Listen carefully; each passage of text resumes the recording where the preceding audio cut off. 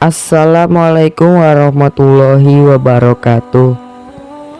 Dalam kesempatan kali ini kita akan menceritakan tentang kisah Nabi Isa alaihissalam. Nabi Isa alaihissalam, ibunya bernama Maryam dan tidak mempunyai ayah. Beliau dilahirkan atas kehendak dan kuasa Allah Subhanahu wa taala dengan tanpa ayah. Beliau lahir pada tahun 622 sebelum Hijriah. Kelahiran beliau tanpa ayah ini merupakan ujian bagi manusia. Apakah manusia tidak percaya atas kekuasaan Allah? Maryam putri Imran bin Matsan, putri yang solihah. Beliau itu masih gadis remaja, dan pada suatu hari datanglah malaikat Jibril memberi kabar kepadanya bahwa ia akan memperoleh anak bayi laki-laki. Jibril yang datang kepadanya menyerupakan dirinya sebagai manusia. Ditolaknya oleh Maryam dengan ujarnya, "Jauhlah engkau dari sini, dan aku berlindung kepada Tuhan atas kejahatan yang akan terjadi, dan aku takut kepada Allah Subhanahu wa taala." Lalu Jibril meniupkan ruh yang suci ke dalam rahim Siti Maryam, dan ia pun hamil. Hal ini dinyatakan dalam Al-Quran.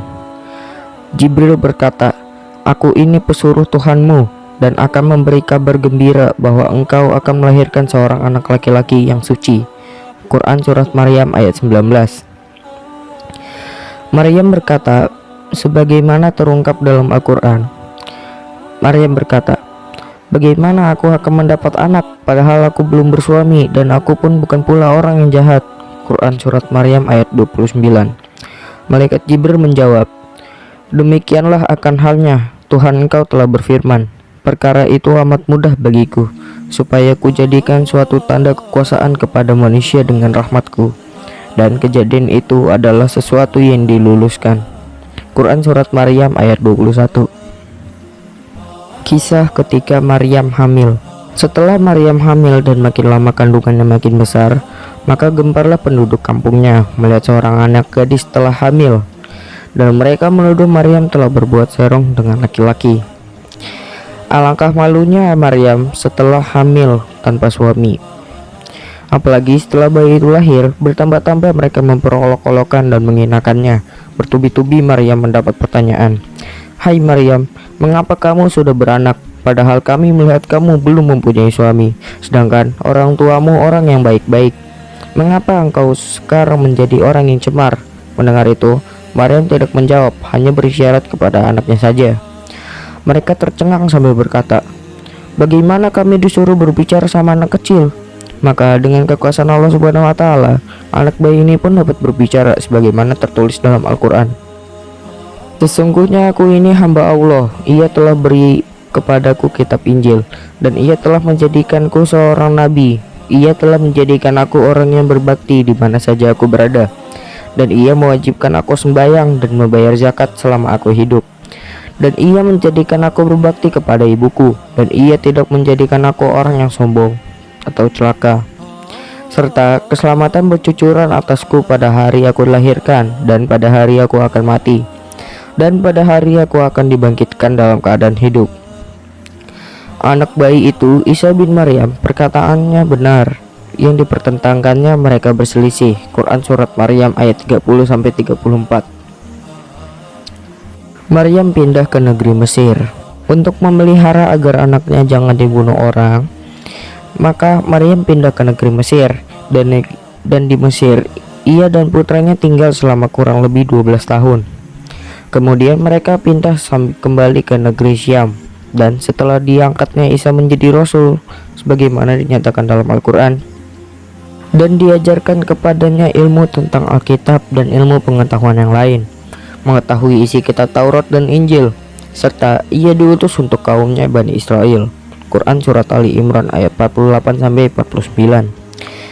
Nabi Isa alaihissalam dalam menjalankan dakwahnya, yakni menyampaikan risalah kepada umatnya, beliau diberi mukjizat oleh Allah Subhanahu wa taala sebagai bukti bahwa ia adalah Rasulullah. Mukjizat Nabi Isa alaihissalam diantaranya ia dapat membuat burung dari tanah liat atas kehendak dan kekuasaan Allah Subhanahu wa taala.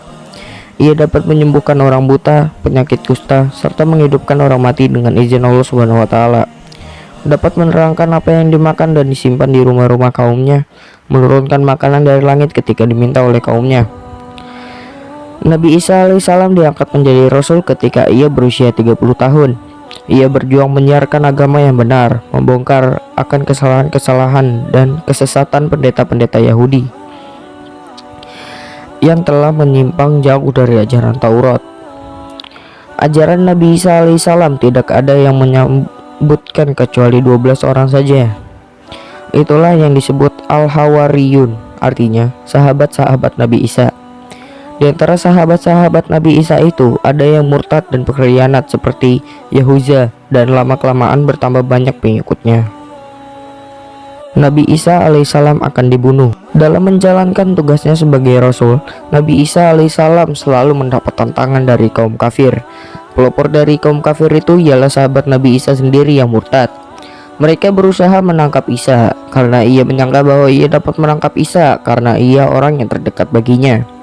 Tetapi orang munafik inilah yang sebenarnya tertangkap, bukan Nabi Isa alaihissalam. Dan dengan kekuasaan Allah Subhanahu wa taala, Nabi Isa alaihissalam telah diangkat ke alam goib.